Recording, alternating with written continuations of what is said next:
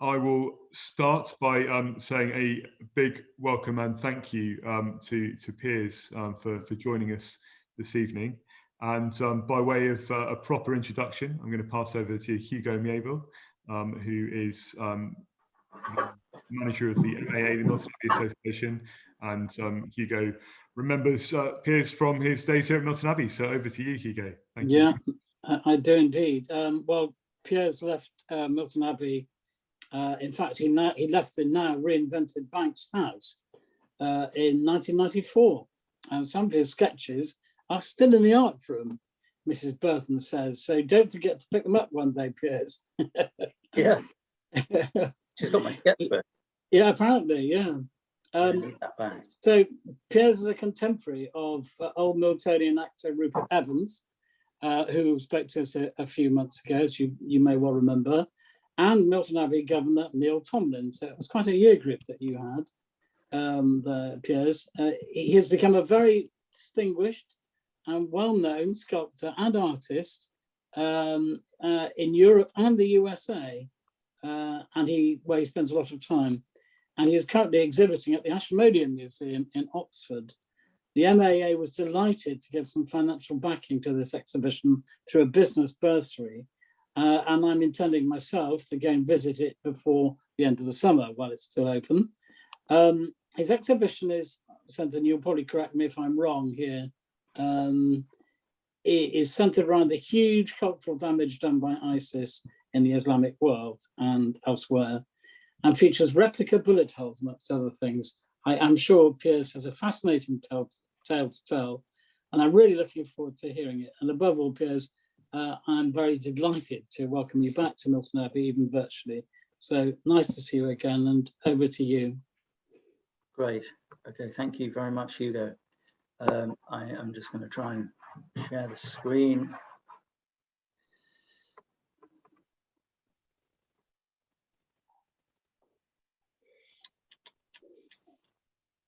Yeah, we can see it. Can you see the presentation? Yeah, we can see it already. Yeah. Okay.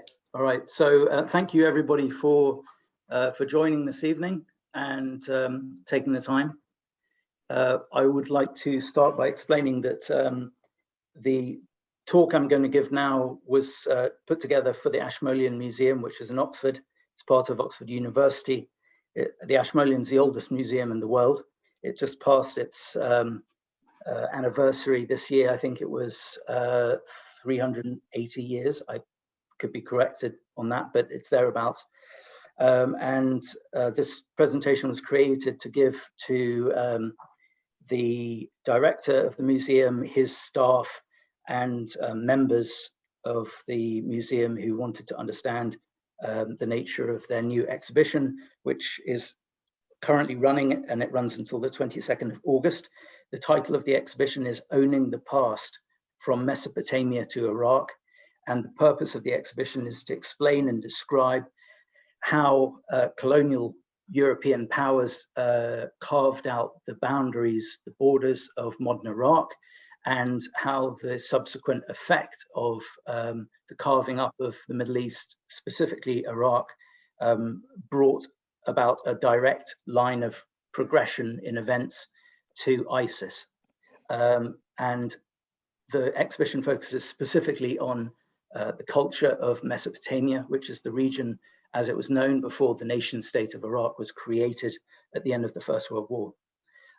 So my talk is going to be about what I make, why, and how it has developed over the course of time.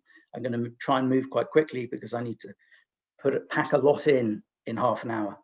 So the work of art which you're looking at on the screen at the moment is a cube of acrylic paint, stands about 30 inches tall.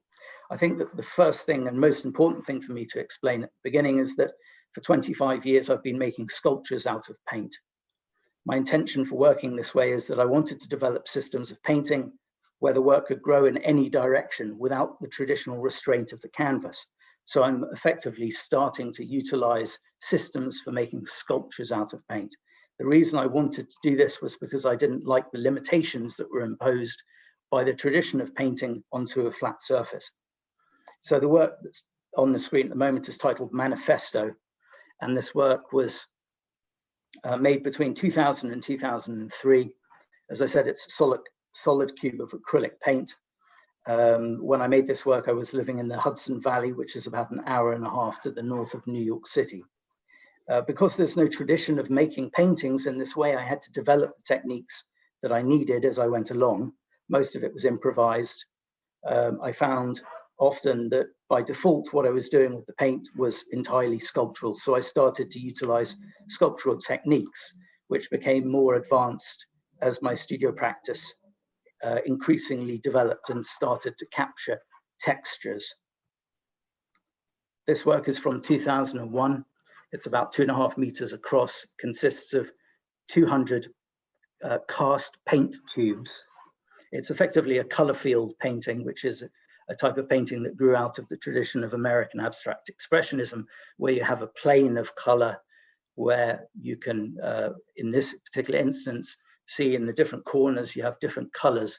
So it's a sort of, let's say, a pre-Photoshop blending exercise. So the top left-hand corner is basically white, bottom left is purple, bottom right is pink, and the top right is slightly orange.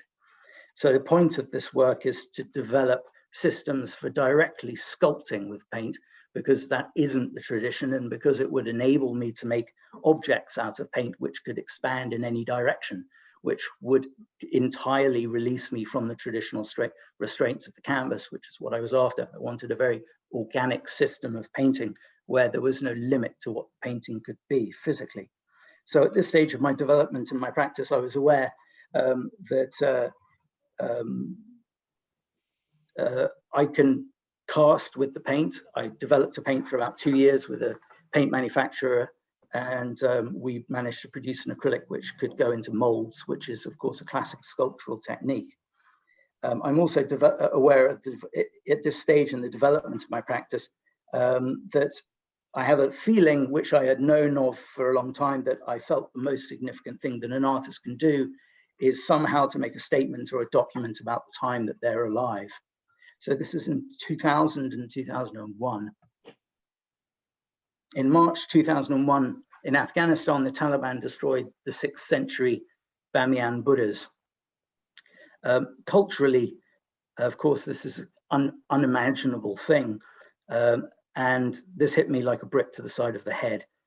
I was watching it on the television and reading a little bit about it in the newspapers, but there simply wasn't enough information available to understand why this had been done.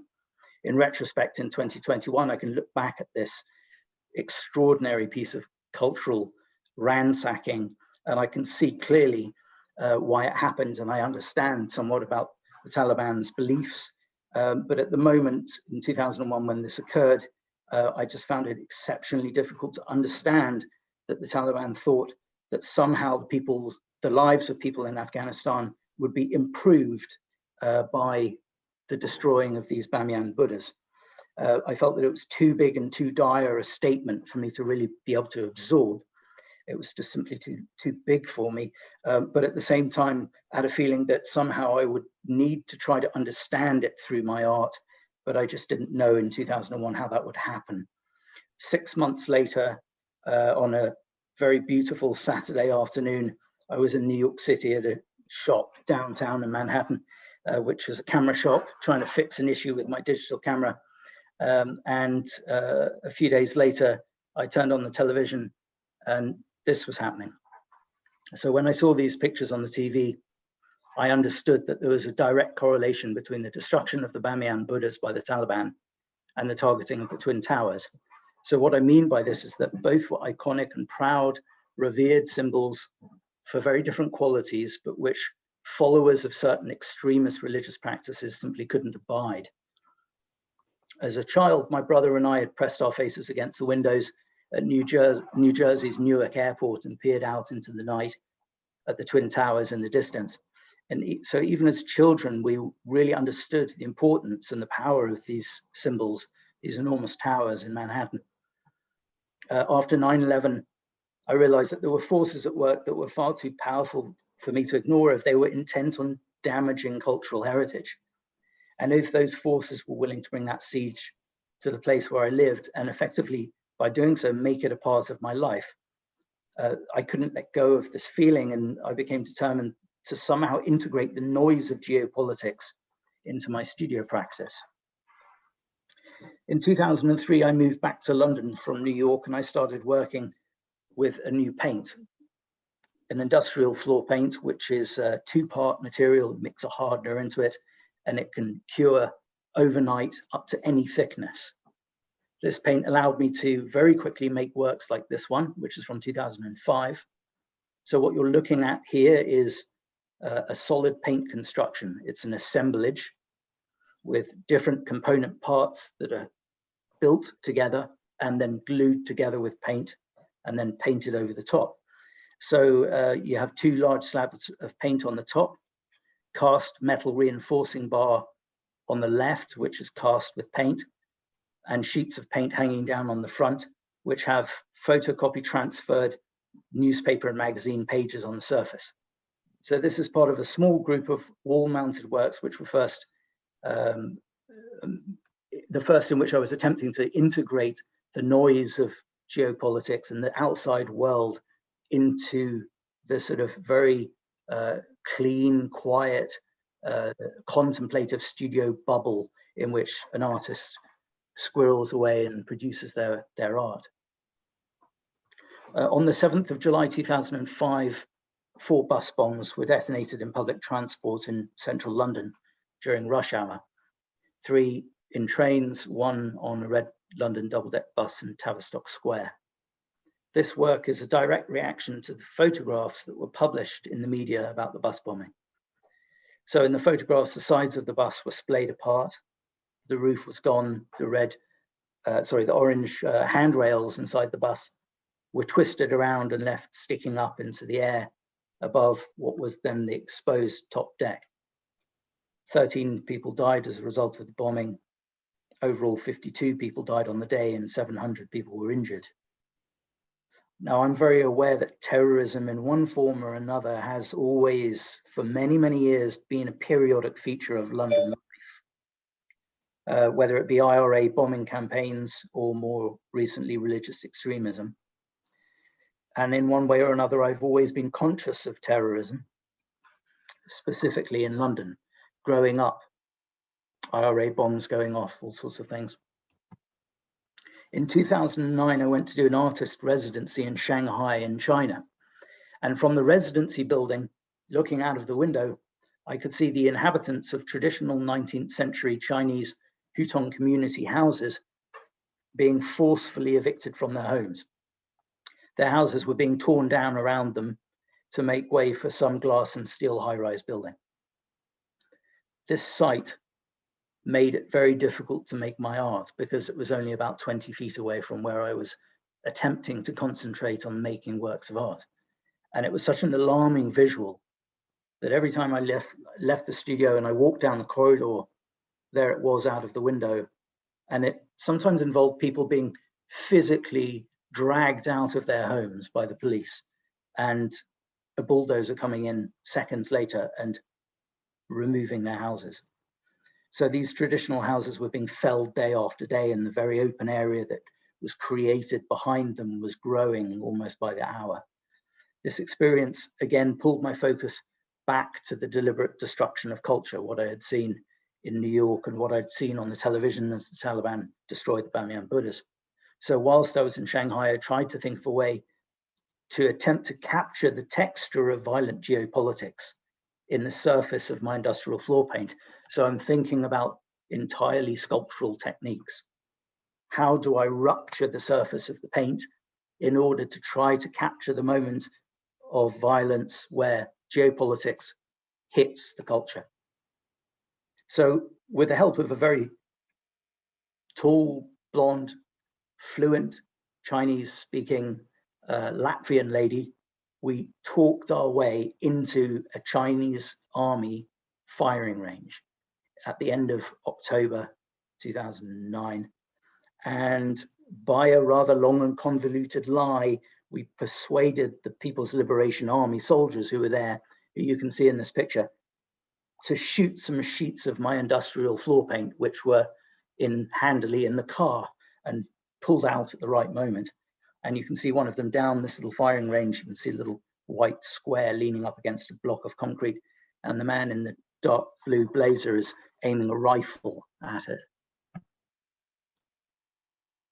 The idea, like I said, was that the shattered hole that the bullet would create would be an attempt to capture the instant moment when the violence came into contact with the art.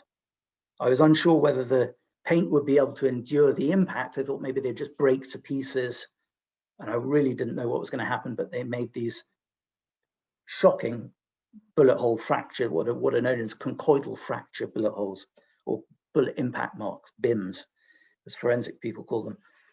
Luckily, these paint sheets didn't fall to pieces when they were hit. And I went away holding these things, feeling rather disturbed by what I'd done, but knowing that I had something rather powerful in my hands and trying to figure out what to do with it. The intention had originally been that these shattered holes would be integrated into assemblages, like the one I showed you a little bit earlier with the newspaper text. And as I started to handle them and look at them, I started to think that they were rather more compelling on their own than they were if they were joined up with something else. So I started to just think of them as objects and paintings in their own right. So I exhibited this one that's on the screen. It's just a very close-up detail of a large sheet of paint in China before I left. And this work is titled PLA Bullet Hole Painting. So here's a sort of pan-back view of another work. I painted onto the surface afterwards to make it slightly more painterly, just trying to figure out what I can do with it. These shot works were sufficiently interesting to me that I started to think of ways to take the idea further, and wanting to find a merger between these works and the loss of violence, loss of culture by violence, excuse me, which is not an easy thing to do because these don't really relate to the loss of culture. They relate to the damage imposed on culture by violent action, like, for example, shooting, but they don't document the destruction of culture in the way that I wanted it to, which is going to come a little bit later. It took time to get to it. It took several years, actually. So I was thinking about the Bamiyan Buddhas again and trying to figure out how I could utilize the texture of the surface of the Bamiyan Buddhas and the impact of this violent geopolitical action, bullets striking the surface. Is there a way to merge the two somehow? So I started making phone calls to people in Afghanistan to try and figure out how I could get there. And I sent a lot of emails, and this man replied, and his name was Sardar Ahmed Khan. In 2010, he was running his own freelance press agency in Afghanistan, which was called, rather comically, called Kabul Pressistan. When I explained to him what I was doing, he offered to help me. And everybody else I'd contacted basically didn't bother to reply. I mean, I was sending emails saying, hello, I'm an artist from London. I want to come to Afghanistan and find a way to capture the texture created by violent geopolitical activities of the Taliban, and then take that back to England and make works of art out of it. I think people thought I was just completely bonkers. So as well as working in the international media, this fellow Sardar had a direct connection with the Taliban because he was Pashtun, and he had gone to the Taliban and said, look, nobody in the world understands what you're doing after you destroyed the Buddhas. You need to start creating press releases and talking to the world so that people can start to try to understand the culture of Afghanistan, and then try to understand who you are and what you want. And if you don't talk to the world in that way, you're going to ostracize this nation permanently from the international community.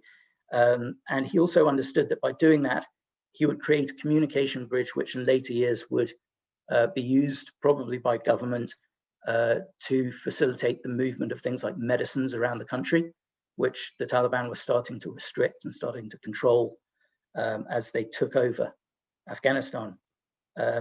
As it happens, actually, the negotiations between the Afghan government and the Taliban, which are happening in Kabul right now, are directly as a result of this man's creating a line of communication with the Taliban. So Sardar and I spoke at great length, and I explained what I was trying to do, and he told me that he could help. He first went to the Taliban and he asked them if they could shoot some sheets of paint for me. But he told me that if they didn't understand what the request was about and why he was asking, that he would just have to shut down the conversation and change the subject right away, because he didn't want to jeopardize the nature of his relationship with them. So that's actually exactly what happened. And so instead, he said, why don't you come to Kabul and make some work about the damage that's been done by the Taliban within the city? So he plotted out on a map of Kabul all the places where the Taliban had attacked Kabul in the previous 2 years. And then he drove around all of them with a helper, a friend of his, and to get some background stories from local people about what had happened in each of these locations. There were suicide bomb attack sites, places where gunfights had happened. And he then called me and he said he found one location in the center of Kabul, a residential area, where there were definite Taliban bullet holes that were clearly identifiable and which I could make molds of, which is something that I had suggested to him that I could potentially do. So with Sardar's help, I found a place to stay with a group of journalists, and I went to Kabul and made molds of Taliban bullet holes from 2 different suicide bomb attack sites, both of which were preceded by a lot of shooting, and the local police provided some security for me. The first location that I visited was a suicide bomb attack site where the bombing was preceded by quite a ferocious gunfight. The Taliban had shot drivers employed by a private security firm who were sitting in a car outside their business premises.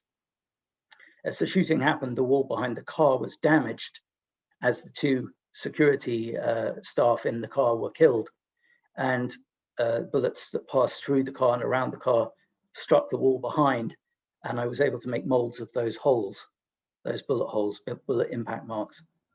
The second site which I visited, which is in this photograph, was the location of an attack on an apartment building, which was the home of Indian doctors who had volunteered to staff the Kabul hospital and had been killed by the Taliban in a very early morning raid, almost before dawn, that had happened it was an especially horrific siege where they were then hemmed in by the security forces, and the siege lasted for about 6 or 8 hours. It was a very, very grim sight. Just above my right shoulder, you can see a bullet mark. It was about 97 degrees and very dusty and extremely dry heat. And inside these apartments, there were still some extremely unpleasant sights to be seen. And it was so horrific that I haven't used the molds from that place. So in 2011, I put together this exhibition, which was in London. The works here are all Taliban bullet hole paintings.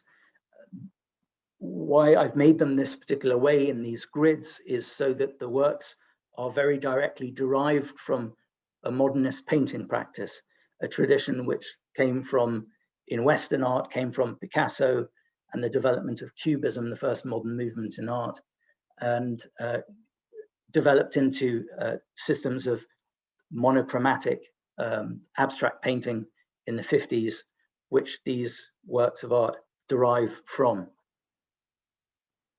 So I was attempting in making these works to push my ability to manipulate the paint as far as possible. So I took the molds from the bullet impact marks, brought them back to my studio, made a form, a casting form in the shape of a large piece of liquid rubber, which is poured so that I have an open box like a tray. And then I take the molds of the bullet impact marks and I scatter them inside this tray form, and I pour my industrial floor paint over the top. And when the paint cures, the bullet molds come out, and I'm left with these holes, which are forensic quality reproductions of the damage which I molded in Afghanistan.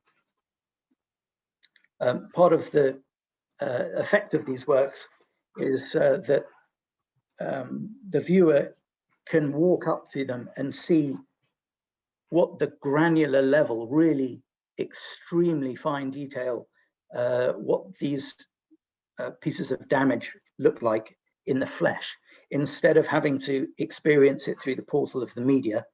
The viewer is directly engaged in a physical encounter, which is an altogether very different experience, and it can be quite emotional. On the screen now is a photograph of a Taliban bullet hole painting from 2014. The brackets at the top of the painting are also made out of cast industrial floor paint. The bolts which pass through the brackets from underneath and which are held by the nut fixtures are also in both parts cast industrial floor paint. So the development of the craft of my studio practice to this point has enabled me to make these works, again, 2014. So for example, these fixtures which I've just described to you.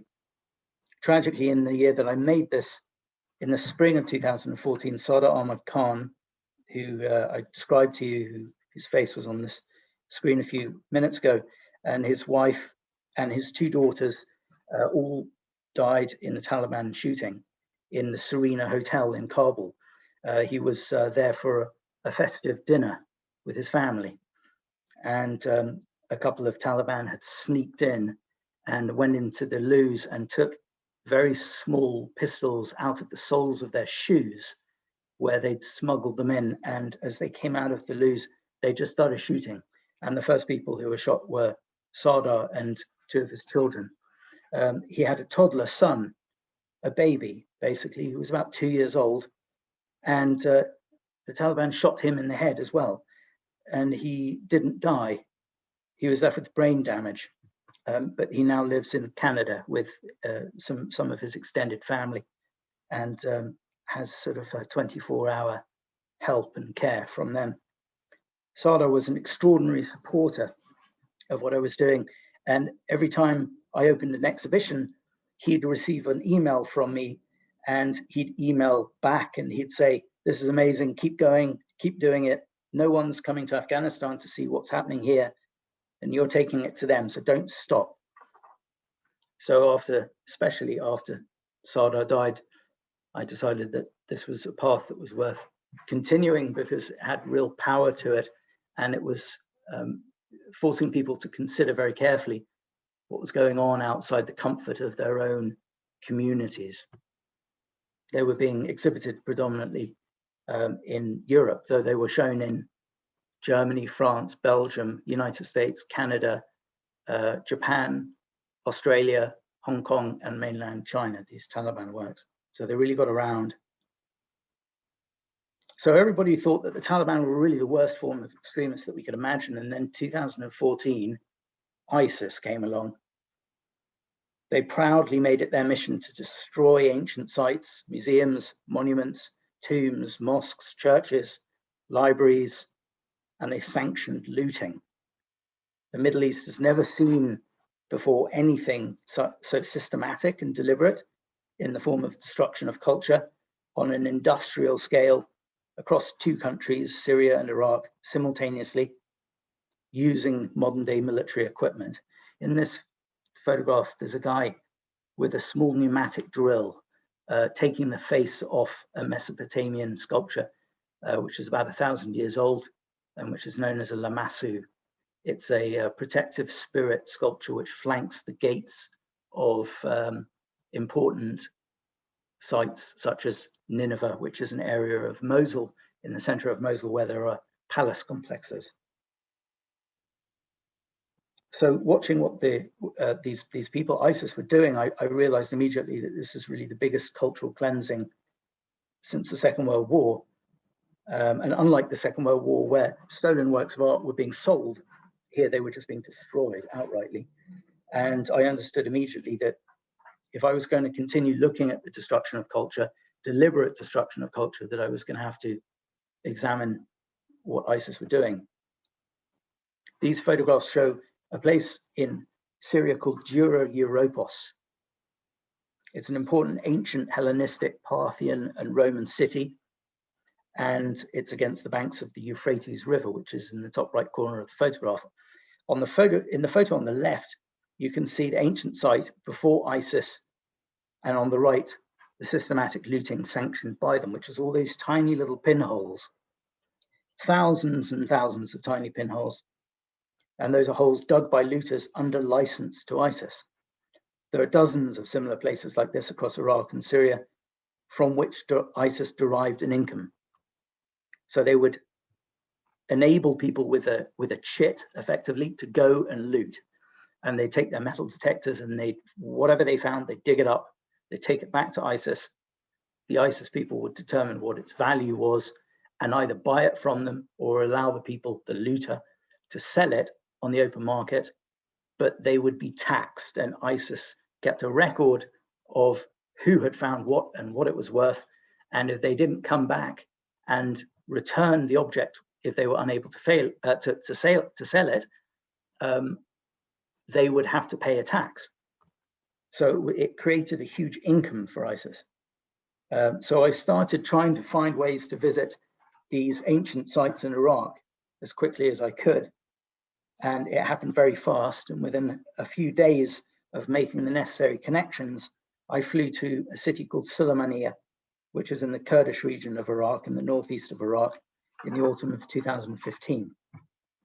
And with the help of a small political party called the PUK, People's Union of Kurdistan, and the Peshmerga, who are the Kurdish military, I was taken to the front line on the day that I arrived in Iraq, which was in September 2015. And they took me to a set of villages, a little group of villages to the southwest of Kirkuk. And this is part of a village called Abu Hamid. And what you're looking at is actually a school building. It's part of a complex of school buildings, which was used by boys and girls. And obviously ISIS didn't like girls' schools or girls having an education, and that's part of their thing. So they shut it down and they made this complex of buildings their regional headquarters. So I was told by the Peshmerga how this site had been liberated. They explained we were firing from one direction towards these buildings where ISIS were, and they were firing back towards us. So where they were firing towards us, the faces of the buildings which were in their way as they were shooting towards us had been damaged by them, and therefore these bullet marks which you're looking at here on this building where I'm facing are definitely ISIS bullet damage, and so you can mold those, and that's definitely ISIS made, and you'll be returning to England with molds of that. So as I was molding, I asked questions to the Peshmerga about what had happened and describing where are the local people gone, where are they now, what became of their farms. It's a huge agricultural plain, very flat. You can see in the background. How did they survive? Some of these villages held out against ISIS, sort of medieval style, sieged and surrounded, held out for a year until they could be liberated. Quite an incredible feat. And I asked one of the Peshmerga soldiers, there's a sound of something flapping in the background, kind of like a loose sail on a boat. And I asked, where are ISIS currently? And the Peshmerga fellow told me that flapping sound that I could hear was a tarpaulin draped over an ISIS position, which was about 200 yards away. So in this photo, you can see on the ground, this is right by the school building where I was molding in the previous photograph. It's about 4 feet away. I asked, I've been told, don't step off the strip of concrete on the side of the building. And I asked why, and Peshmerga fellow stepped forward and picked up this unspent mortar that's at the bottom of the photograph and kind of wagged it at me like, you silly boy, and he put it down again. And I sort of thought, right, better not step backwards.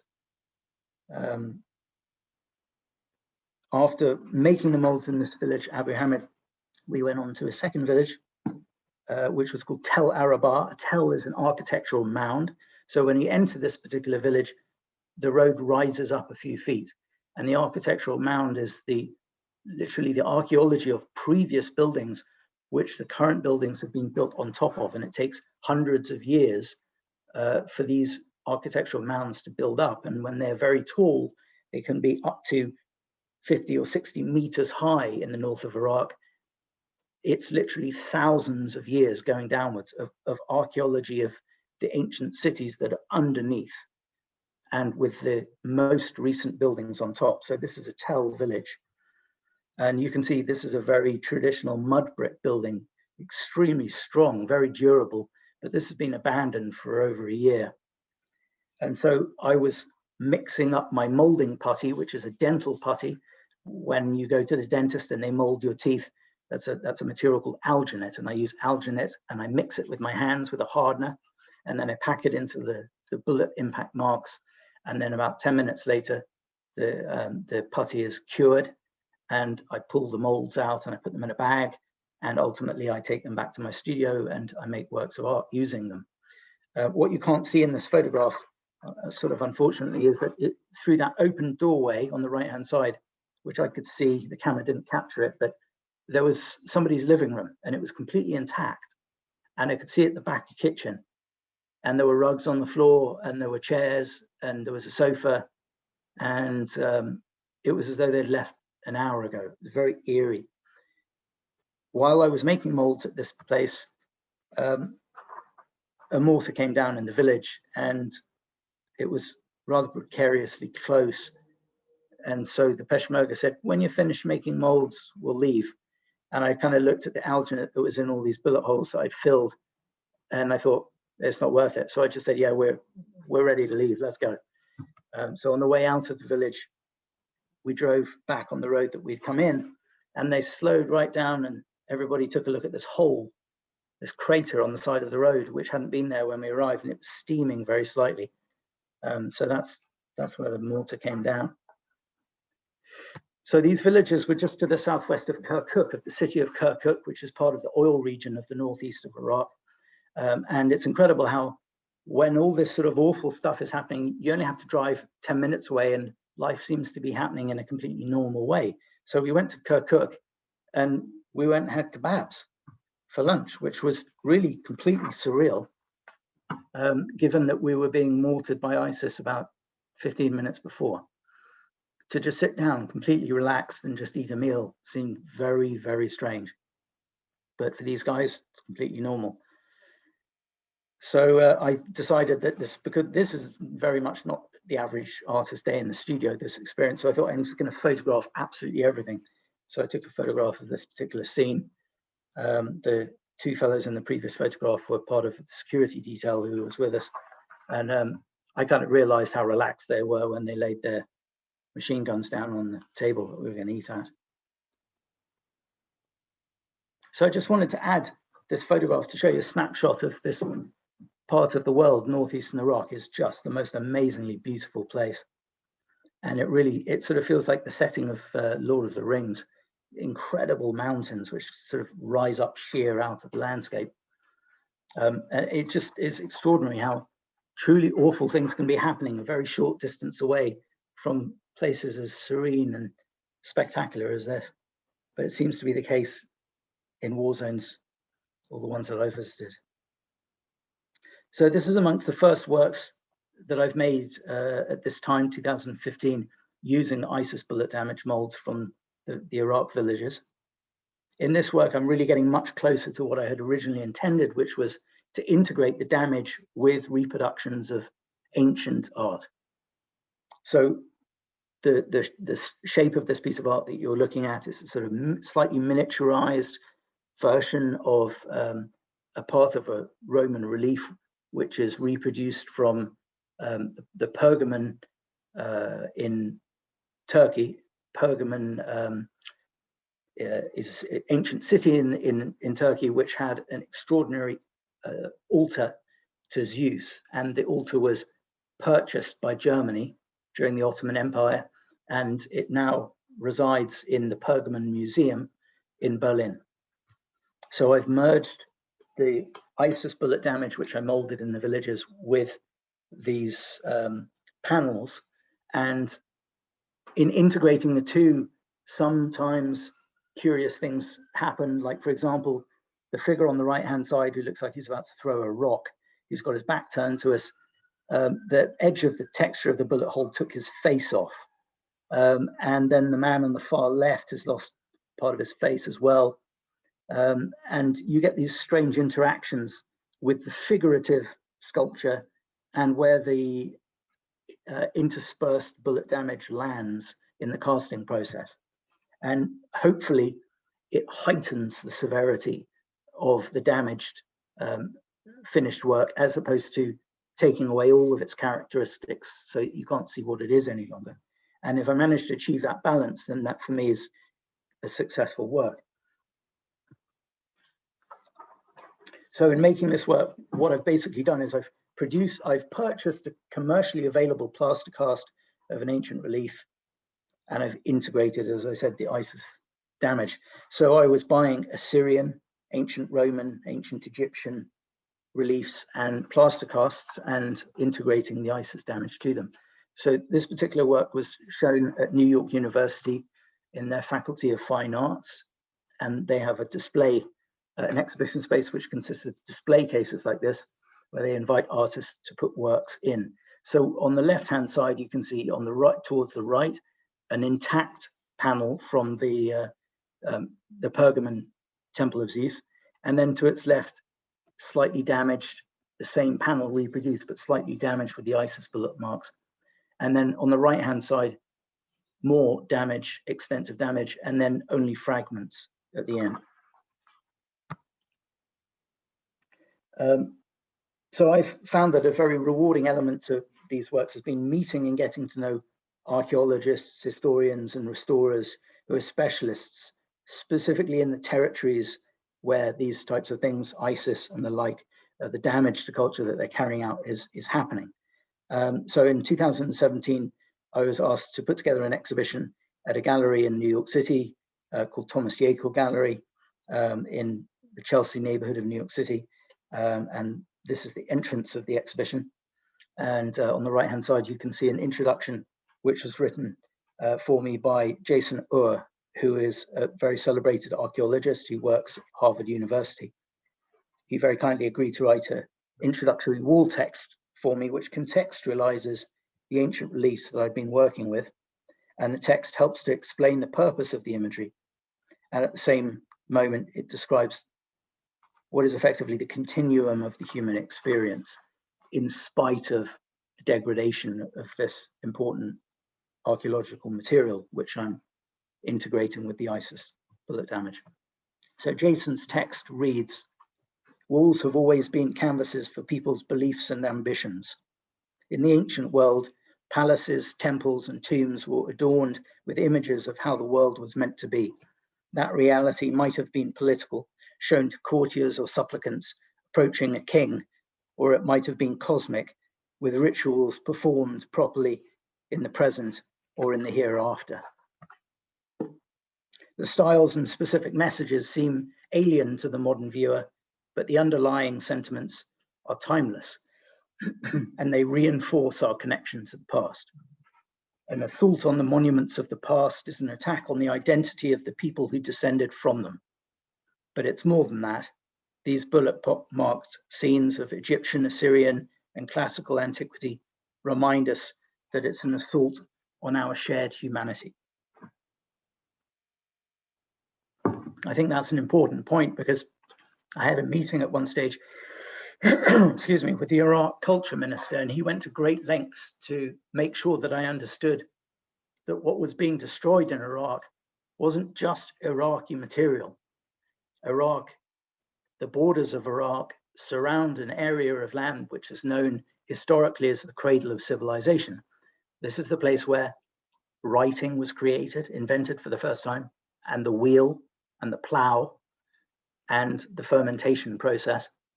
And these things, in many respects, form the cornerstones of modern society.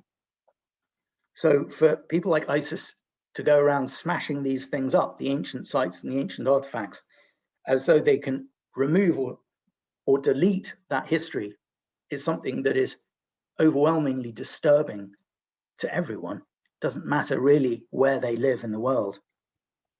So in the autumn of 2017, I was given an invitation to attend the UNESCO General Meeting in Paris. UNESCO is the United Nations cultural arm, and they have a general meeting once a year. And they have, in this particular year, 2017, they had organized discussions, ministerial level discussions about the destruction of heritage by religious extremists. So when the room filled up, I found that I was seated about 5 feet away from this lady in the glasses, whose name was Irina Bokova, and she was the Secretary General of UNESCO. And to her right is the Iraq with the slightly bald head, is the Iraq Culture Minister, Friad Rouandazi, who's become a very good friend. During an intermission in the discussions, I hopped over the desk that I was sitting at, and I introduced myself to Minister Friad Rouandazi, and I gave him a postcard of one of the ISIS paintings so that he really understood instantly what I was doing and why I was talking to him. And he looked at it for a few moments without speaking. And then he quite slowly looked up at me and he asked, "When are you coming to Baghdad?" And I improvised and I said, "March." And he gave me his personal phone number. And in March, 5 months later, 2018, I was in the Culture Minister's office in Baghdad, where I was traveling with a cameraman, a film cameraman who was recording my journey. And we were able to interview him and talk to him about what I was making, about how he was trying to protect the ancient cultural sites in Iraq. He and the head of the State Board of Antiquities provided me with a letter, and that letter gave me permission to go to the Mosul Museum up in the north of Iraq and make molds inside the museum of ISIS smashed sculptures. That was an important moment for me because it meant that I really was finally going to get exactly what I had been trying to capture for a few years, which is the texture of damage to ancient material. So off I went from Baghdad up to the Kurdish region of Iraq, again up in the north, across these amazing looking agricultural plains to Mosul in the northwest of Iraq. And tragically, the old city of Mosul, which had been the capital of ISIS and which had been bombed and attacked in order to force ISIS out in the previous year. By the time I arrived in 2018, it looked like this. So the old part of the city, which is the part where ISIS soldiers had hidden and fought like hell to keep control of the city, had been completely destroyed, as you can see here. A lot of the roads were completely obscured by collapsed buildings. Large areas were reduced to complete fields of rubble where you couldn't see where one house ended and another house started. So on this particular journey, the Iraq army were moving me around as opposed to the Peshmerga, the Kurdish army, who had been taking care of me in 2015. And they took me to the Mosul Museum. At one stage, we drove the wrong way down a motorway, which was kind of incredible. Doesn't happen anything like in the movies. And they took me to the Mosul Museum, and I made quite a considerable quantity of molds of the damaged surfaces of these sculptures which ISIS had smashed with sledgehammers and taken apart with pneumatic drills. So this is inside the Assyrian rooms of the Mosul Museum. In 2018, at this stage, there hadn't been a full assessment of the damage to these artifacts. And it is absolutely incredible what restorers can do to put things back together so that you would never, ever know that they'd been broken. But they hadn't figured out which parts went with which parts. And the place was filled with these huge pieces of carved stone where you could see little details, but it really wasn't clear what connected with what. And that has been in itself an extremely long and slow process. And friends of mine are directly involved in it right there in the Mosul Museum. And they are really only just starting to scratch the surface now. It's 2021. So I used a molding process which was being developed for me by a Tate sculpture conservator, which I'd used to make molds of the World War II damage on the outside of the Victoria and Albert Museum in London and the Pergamon Museum in Berlin, which was for a different project. And the process involves painting on a liquid latex onto the stone, which is what you can see me doing here. And that dries in about 5 minutes. And then over the top of the latex, I put the dental putty again. And that cures in around 10 minutes. When the putty is removed, it lifts a forensic quality reproduction of that broken stone surface with it. And then the latex peels off the stone, and it actually leaves it completely clean. So I end up leaving with the stone that I've left behind far more finished and clean than it was when I arrived. So the museum guys were quite impressed by that, and that made me happy because I was concerned that they were going to be worried about this process and what I was doing to the stones of these 1,000-year-old sculptures. So Mosul is the second largest city in Iraq, and like I described, it's in a horrific state. But many times in visiting places like this, I've seen absolutely amazing scenes of people getting on with their day-to-day life, and the amazing endurance of the human spirit sort of shows through.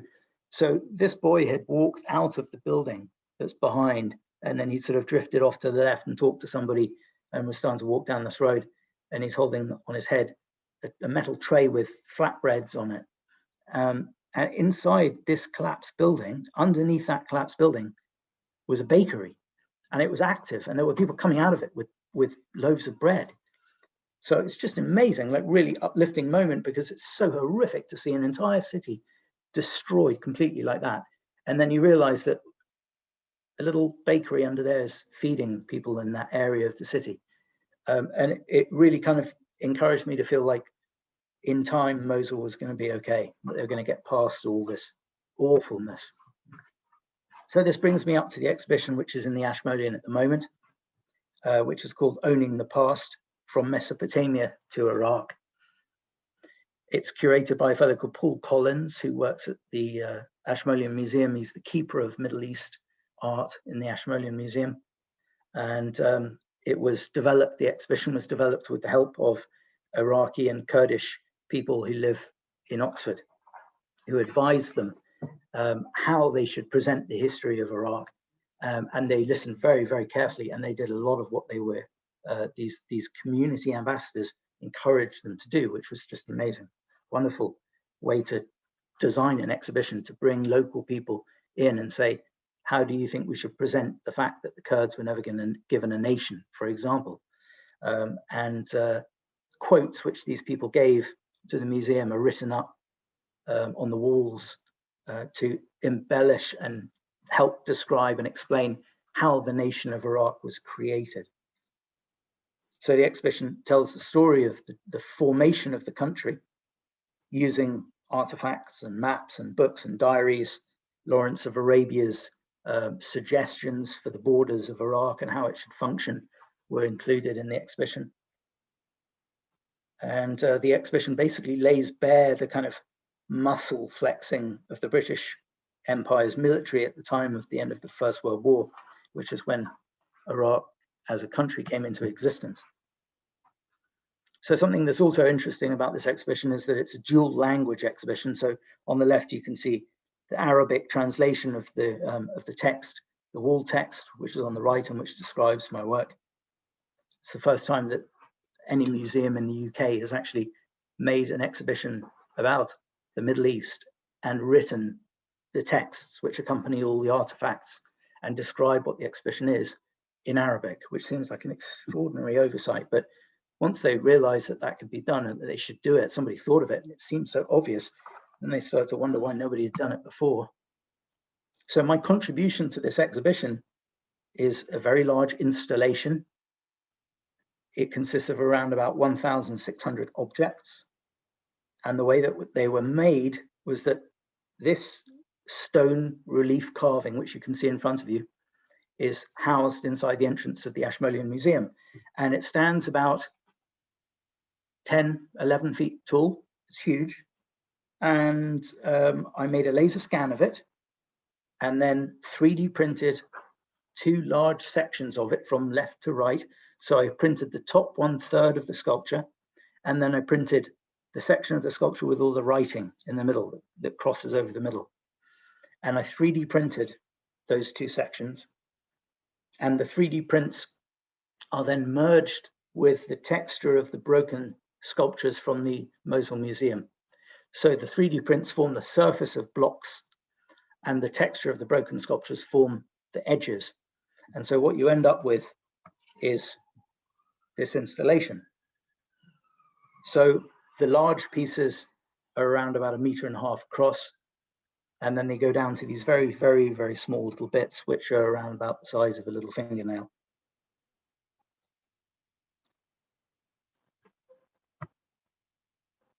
That's a close-up of a section of the bottom of the sculpture, and it's standing on top of a pedestal because in the entrance of the museum, the relief, the Assyrian relief, which I showed you in the previous pictures, stands on top of a pedestal which is about knee high.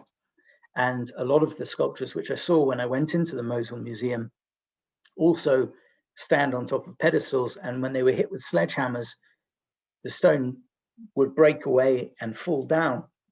And sometimes the lower section would remain sitting on top of these pedestals. I mean, that thing is probably about 2.5 feet high. And if it was made of the same marble that the original was, there's no way you'd be able to lift it. So it makes sense that if it was to break and be pulled, that the bottom section would stay in place. And so I've attempted to make this installation in order to explain and express to people what it was like for me as an artist to walk into that desecrated Mosul Museum and be confronted with all this destroyed art. Imagine, for example, if you were to walk into the Tate Gallery or the Tate Modern, and every single thing in it had been smashed to pieces. You may think that it wouldn't be an emotional experience, but if you care even just the slightest bit about the culture of this country, when you see things like that, it's harrowing. It's very difficult to absorb. And my purpose in being involved in this exhibition was to try to express that to people who were coming in so that they understood the importance of protecting important cultural artifacts like the relief sculptures which are in museums in Iraq. So some of the larger relief carvings smashed by ISIS were basically too big to take away and sell, and so they just took pneumatic drills to them to try and take the surfaces off them. And the purpose of doing that was that they didn't like graven images. They didn't like to look at an image of a person, a figurative picture, something that reminds them of the real world, because in the traditions of ancient version of the Muslim faith, that's not acceptable. So they took pneumatic drills to these big pieces of stone. And so these marks, which are on the surface of this sculpture, are actually molds of pneumatic drill marks, where ISIS soldiers were standing on top of sculptures and leaning over pneumatic drills and smashing up the surface of these sculptures that were inside the Mosul Museum.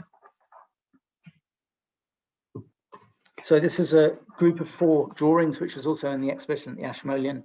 And they are drawings of the scenes of damage that I encountered when I went into the Mosul Museum. And they've been drawn with an ink, which is made by grinding down charcoal, which I collected inside the museum, because before ISIS were forced out of that neighborhood of Mosul, they decided that they didn't want to leave anything behind, so they torched the building. And fortunately, a lot of it's made of stone, and so the fire only went so far.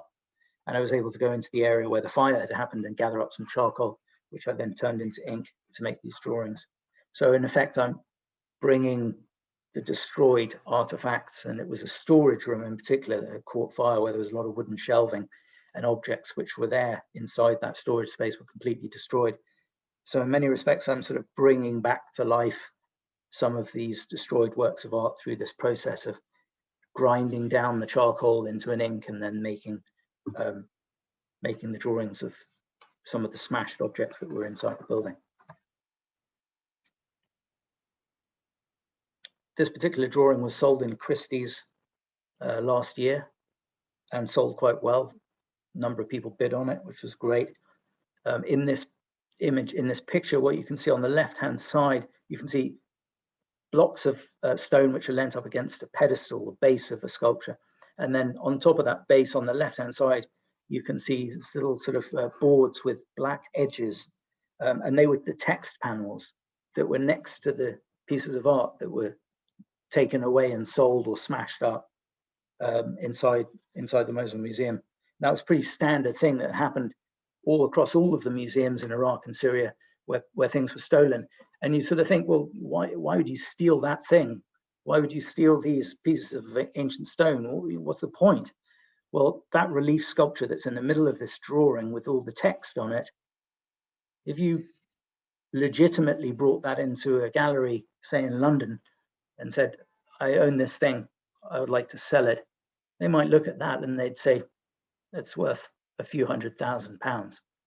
So there was a lot of money tied up in these ancient objects that people were looting and selling. At the end of the day, they couldn't remove all of them because there was just too much of it. And they couldn't smash it all because it just all took too long. And there was a lot of other stuff for them to go and do.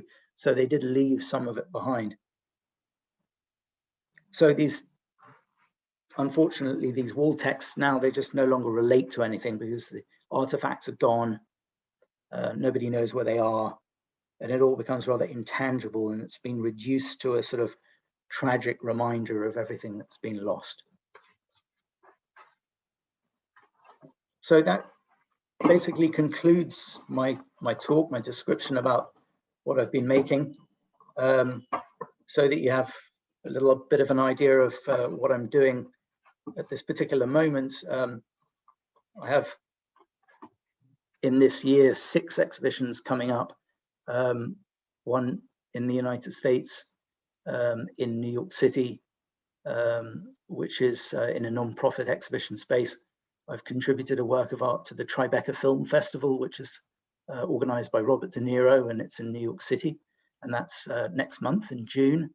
I'm going to be in an exhibition at the American Embassy in London, which is a 20th anniversary exhibition of September the 11th, where I've made drawings using rust ink from the steel beams from September the 11th, and the rust is ground down to produce an ink, which I've made drawings with.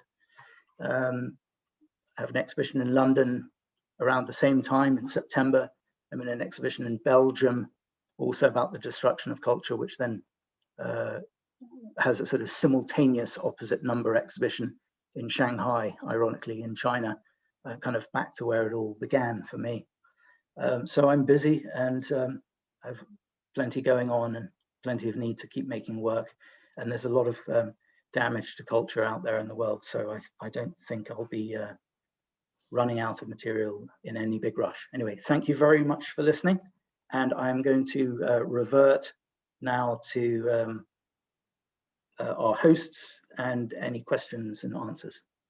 Thank you very, very much, Piers. That was incredibly fascinating and impactful. Thank you. I'm joined on the panel this evening by a number of our pupils who are studying art. And so I'm going to invite them, please, to, if you have any questions for Piers, please, if you'd like to put them forward. What was the most interesting country that you went to create the artwork that you then did in the UK? I think each of the ones that I've been to have been interesting. I mean, everywhere is different, and everywhere is interesting because it's different, you know. I was fascinated by Afghanistan because growing up in the 80s, the Soviet Union invaded Afghanistan, and we heard about that in the news for years and years. And I sort of understood something about the nature of the place, but all of the places that I visit, I'm really kind of amazed how the picture of it that you have in your mind from the media, from watching the news and watching a documentary and hearing about the history of a place, it can never really explain what the experience of being there is going to be like.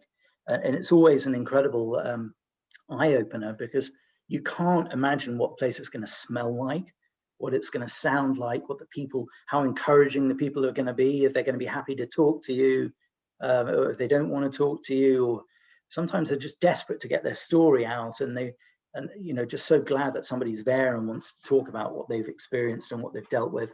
In the villages in Iraq where I was making those molds, for example, those school buildings, a lot of them were collapsed because they'd been hit by an airstrike, and there was an unbelievable smell that kept drifting towards me. And every now and then, when there was a bit of a breeze, there would be the smell. And I said to one of the Peshmerga guys, "What is that smell?" And thinking it was just the drainage system in the village had got hit by a bomb or something. And he pointed to a building that was about 15 feet away, and he goes, "Oh, that was the main headquarters building for ISIS. The ISIS people underneath it." You can't be prepared for stuff like that. So, like, what was the most interesting? You kind of take your pick. It varies so widely. You don't know what it's going to be like. You go, and you're in the hands of other people, and they take you to places where things have happened, and you get to talk to somebody about what went on, what their experience was. Turn to somebody else, and their experience is 100% different. So you just don't know. You don't know what it's going to be. So that's one of the most amazing things, I suppose, about traveling. But I feel I have to go to those places because I can't make works of art about it without having gone there and experienced it, So I have to do that. Otherwise, I feel like there's something dishonest about trying to make work about it, Thank you. Thanks very much, G. Thank you. Thank you. Are there any more questions from the pupils on the panel? Yes, I have a question. Thanks.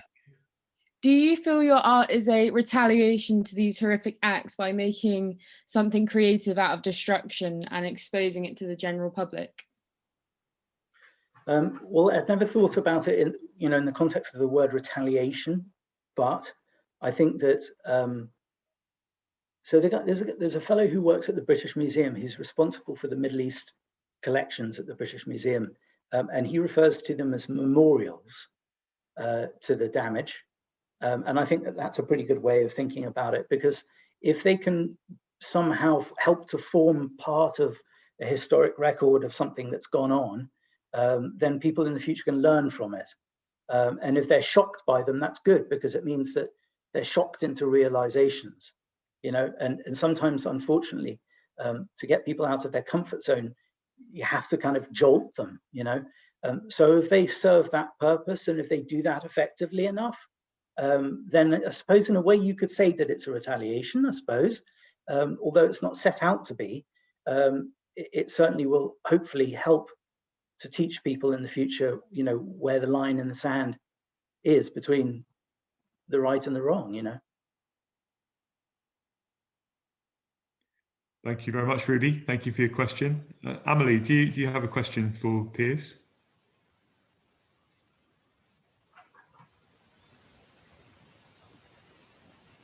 Yeah, I've just chucked Amelie on the spot there a little bit. So, Piers, I'm just going to go with a question from the floor, if that's okay, just for now. So, Piers, how have you kept your own sense of peace when surrounded by so much destruction?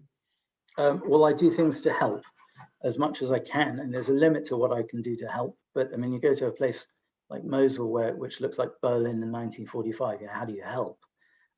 So one of the things that I do is I contribute, when there's a sale of an ISIS-related work, I contribute a portion of the income to a charity which operates in the Kurdish region of Iraq, on the Mosul plain where those villages were, and that money goes to an orphan charity called Kind Aid, and Kind Aid take care of some of the kids who are literally from the villages that I went to, where we got mortared, for example, and they give them a roof over their head, clothes, food, and education.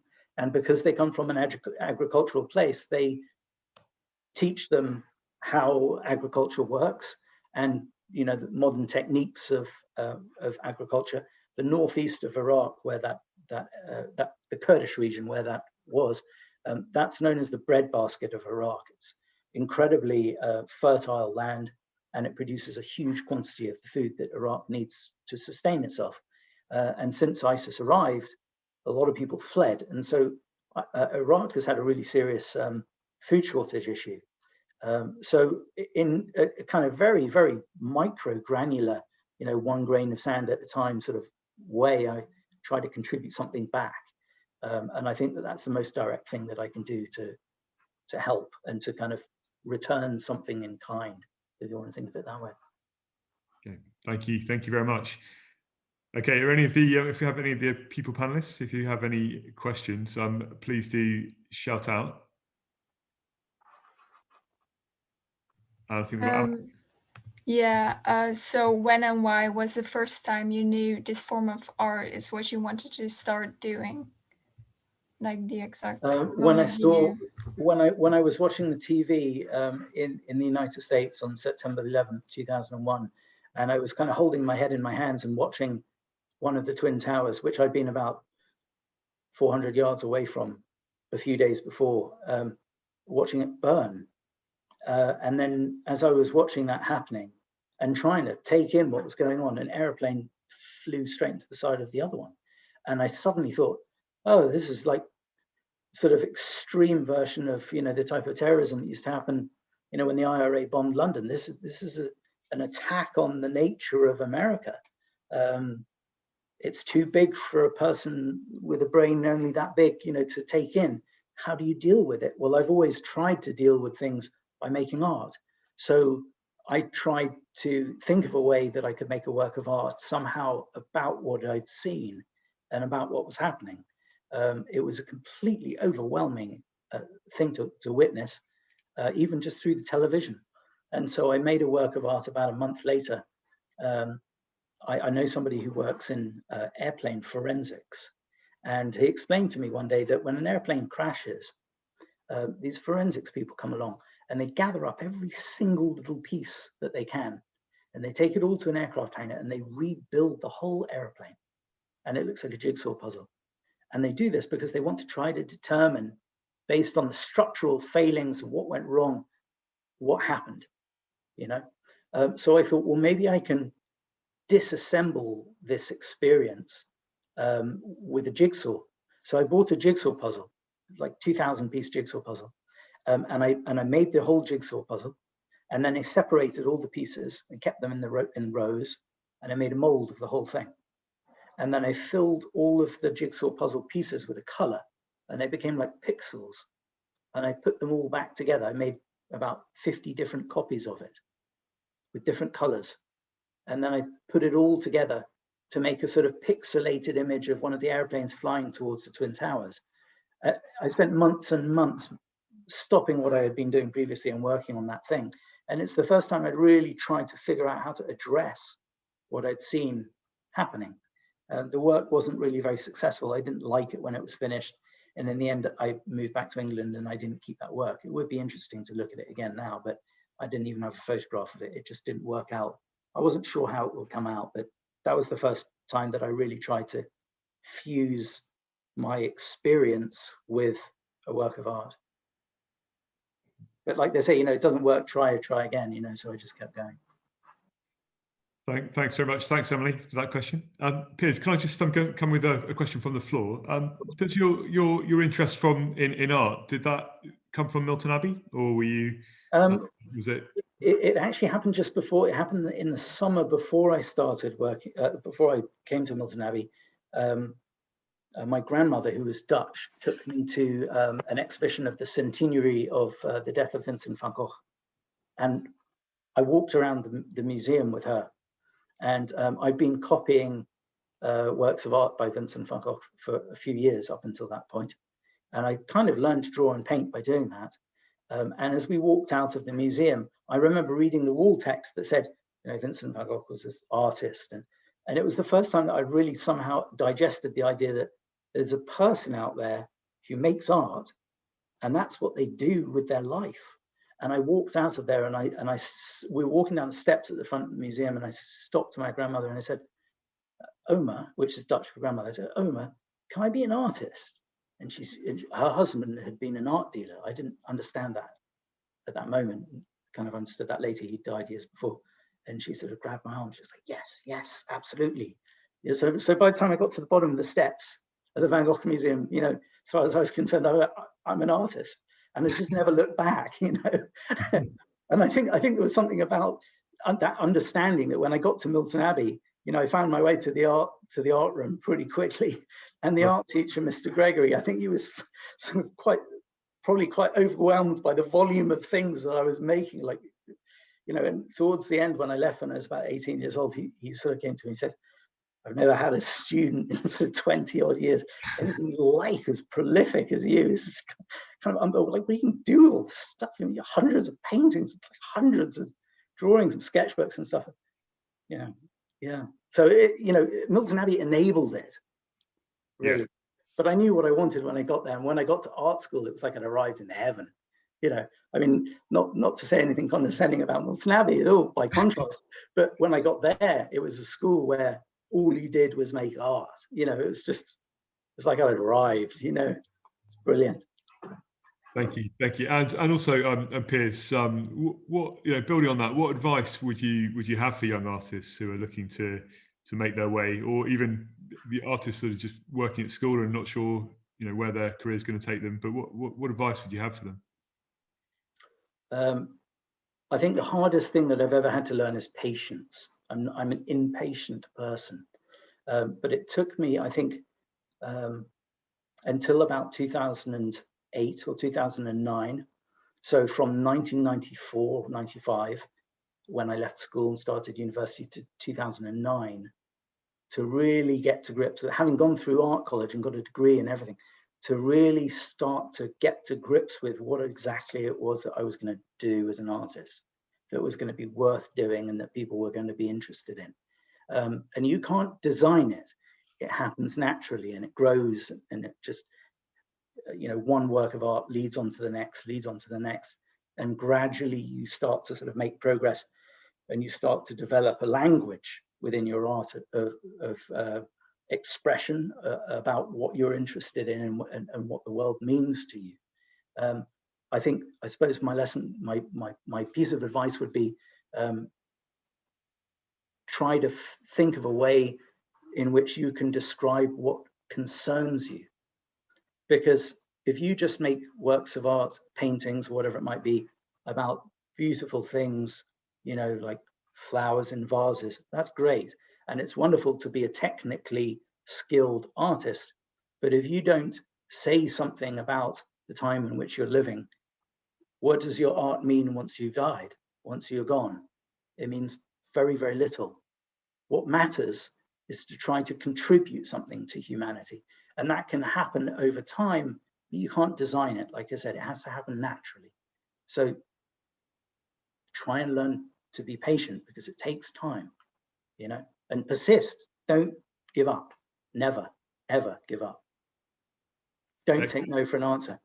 Excellent advice. Thank you very, very much. If any of the panelists have any questions, please do jump in and shout. Or if anyone on the floor has got any questions, then please pop them in the Q&A box. And Piers, just while we're giving people a chance to do that, can I just ask one question? Where do you see your art going in the future? And will you always want to work with the kind of materials you've worked with so far, or are you open to, have you got plans to use other materials? I think I'll keep working with this industrial floor paint, the stuff that's behind me. It's incredibly durable. It does all the things that I need my form of painting to be. So it's extremely helpful. It's tough stuff, and so it transports well. And you know, we live in a very kind of international world nowadays, and you know, somebody might pop up on the other side of the world and say, hey, let's do an exhibition of your work. And the worst possible thing is that it arrives and it's damaged. And this stuff really, it endures, you know, so I keep using it. The most interesting direction in my work for me at the moment is the drawings which I make using inks, which I produce by my own hand. So, for example, the ink which I made, the black ink which I made from the Mosul Museum charcoal, with which I can sort of render a likeness of what I experienced when I went into the building. Those give a loaded context in material terms to the imagery, which is hard to describe in terms of its effect, because there isn't much out there like that. People don't tend to make their own materials with the subject matter. So developing those works is really interesting for me. The 9/11 rust ink drawings, which I've been making, I basically commissioned a couple of photographers to go around the town where bin Laden was killed and photograph interesting natural features very close to his compound, his walled compound. And I've been making drawings of that place and of these natural features, trees and potato field and all sorts of things, stone walls, which are very idyllic looking scenes.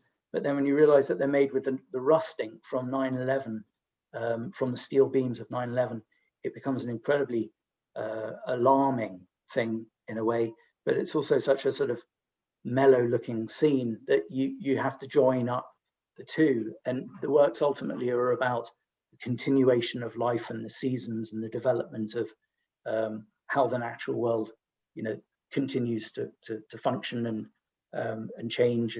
Rust is ultimately in between steel and earth, sort of halfway between the two. And so the earth obviously produces the nourishment that people in the neighborhood need in the form of things like potatoes, cabbages, whatever. So for me, those works are really interesting, and I'm very much enjoying picking up a paintbrush and an ink pen and making those. And those are really rather wonderful for me. So I'm going to be making more drawings. Okay, brilliant. Thank you very, very much. Okay, so any of the panelists, again, please do jump in. Yep, I have a question, another one, sorry. Okay. What's your most favorite piece that you have made so far, or your favorite project that you've worked on? My current favorite work, I can tell you immediately what it is. When I was making assemblage sculptures, I produced so much material. Some of it was no good at all, and then I'd sort of edit very heavily what I make. So I might make 3 works and I only like one of them enough that I want to put it out into the world, and the other 2 I just end up chucking it on the floor in the studio. So over the course of several years, the floor of my studio became like unbelievable mess, and I had piles of this industrial floor paint, which is kind of like glass. It's really heavy, really hard, tough material, and it got to the point where I couldn't really get across the room very easily. I was climbing across huge piles of this stuff. So I thought, well, I have to create some kind of storage solution, because this is it's getting out of control. So I started building what was effectively a dry stone wall from the floor upwards with this industrial floor paint, all these pieces of previous rejected works, and then gluing all the pieces together with acrylic paint, which is an incredibly effective glue. And then I suddenly thought, hang on a second, this thing is going to grow up to about my chest height, and then I'm not going to be able to get it out of the door. So I've got a plan. So I went out and got a wooden pallet, and I dragged it into the studio, and I put a sheet of plywood over the top, and I started again. And I built it up in 6 layers. Each layer is about a foot high. And then I put a thick sheet of plastic, and then built up the next layer and the next layer. And as I built it up, I sliced away the plastic around the edges, and it built up in a cubic form. So I made it 1 meter by 1 meter by 1 meter. And that work, I just love it, because it's kind of a memorial to everything that went wrong, but it's also everything that's right about what I was doing, because it's got the kind of recycling process built into it. So that work is called A Decade. It was literally a decade of rejected works. So it's called A Decade of Rejected Works Reconfigured as a 1 meter cube. And it weighs 3/4 of a metric ton, by the way. But it's in a gallery in Holland at the moment, and they love it so much that they can't bring themselves to sell it. And people keep trying to buy it. I'm like, sell the thing, will you sell the thing? You know, and they're like, oh, well, we really just, we wanted to stay here, you know. And anyway, I love that work. I'd be happy to have it somewhere nearby, you know, and just be looking at it. Piers, you referenced Ian Gregory, former head of art, just now. Yeah, who very sadly died a few weeks ago, as you probably know. A few weeks ago. Yeah. No, I didn't. No, I'm sorry, you didn't know that, but very, very. Well, I'll tell you later on, maybe about that. But do you have any particular memories of him and of his? Because he was, in fact, a a sculptor and artist of his own in his own right. Yeah. Did he have any particular influence on you? Do you remember? Yeah. There were a number of things. There were a few that were very amusing as well. I was on one occasion. I was in there was a sort of A-level art department where there were only a small number of students who were doing A-level art, because he was very serious about editing out anyone he didn't think was serious enough. No, I don't think you're up for it, you know. And I was making a painting in my little studio room. I was making a painting of an onion, and I couldn't get that kind of bronze color of the skin of the onion. And I said, look, I really need some help. I've wasted several tubes of paint trying to mix this color, and I can't get it right. And so he looked at it and he said, yeah, that's going to be really tough. I'll help you out with that tomorrow. And he just came in to the studio with a tube of bronze paint. And I was like, but that's cheating. And he said, no, it's not. You just buy it off the shelf. And I suddenly realized that you don't have to make everything perfect from nothing. If the material's there that's available to allow you to do what you want to do, go and get that material. And that's kind of why I have this stuff, because I found this stuff and I was like, but I'm using acrylic. And I was like, no, this is much better. I've learned that lesson, you know. So, but he also taught me things like that when I went to art college, he said, I think the most valuable thing you'll probably get out of art college is the tutors. So build the relationships with the tutors, because, you know, when you go to art college, nobody teaches you how to be an artist afterwards. And that's a really tough game. So he said, befriend the tutors, and you will get a lot out of the relationship that you have with the tutors, because when you're finished at art college, you'll be able to go to them and say, what do you think about this? You know, I'm trying to maneuver around to persuade this gallery to show my work. And, you know, and if you've got to know them and you befriend somebody, you know, you can talk freely with them. And especially if you're an artist, small community, and, you know, people tend to help each other out. And I think those works are really great. You should make more of those, you know, this kind of thing. And so he was absolutely right. So that advice was really great. And I still tell people that all the time. Befriend the tutors. Oh, you're going to Chelsea Art College? Befriend the tutors, you know. They're the key to your future. Yeah. Great, thank you. Thanks very much, Piers. Piers, can I? We'll just go with one last question, because I'm very keen that you get part of your evening, because you've been really generous with your time. We've had a question from the floor, which is your focus on the physical and authentic aspects of your mediums a reaction to the digital or the 3D printer age?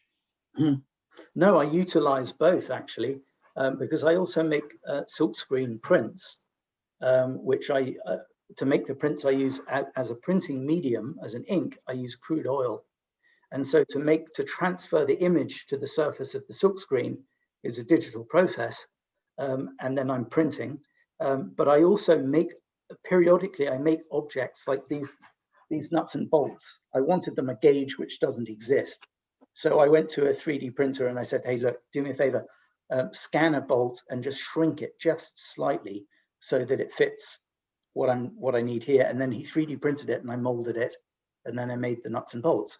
So whatever the necessary process is to get what I need, whether it's blindly emailing some guy in Afghanistan saying, oh, can you help? Or 3D printing, utilize it. It's great. Yeah, so I do. Thank you very, very much. Thank you. Okay, so Piers, I think I have to say that's been absolutely fascinating this evening, and we're extremely grateful to you for giving us your time. You're welcome. And it's been I say a really fascinating and impactful talk. I'd like to thank you. I'd like to thank our pupils who've joined us on the panel. Thank you very much to all of you for your time and all your questions, and of course everyone who has been our attendees at home. Thank you very, very much for joining us. Thank you for your questions. Thank you very much on behalf of the MAA as well, Piers, for coming. And I'll fill you in about Ian Gregory at some point soon. And I'd just like to say I was in Afghanistan myself many, many years ago. And what I found you said about Afghanistan was incredibly moving and very true to me. And I think you've managed to contextualize and bring to life so many important things about the damage that's been done to to our culture and to Islamic culture by all these thoughtless people. So thank you so much. Thank you. Yeah, you're very welcome. Kind thoughts. Thank you. Thanks very much, and thank you for your Thank help. you. You're very welcome. Thank- You're very welcome. Thank you very much. Good night, everyone. And Piers, if I can say, we'd love to have you see you back here Yes, ever in the area. absolutely. Yeah, sure. Gladly. Let me know when. Yeah. Piers, can you stay Thank on the you. line for a minute? Yeah, of course I can. Yeah. Thanks. Okay. Good night, everybody. Thank you very much for joining us. Bye-bye.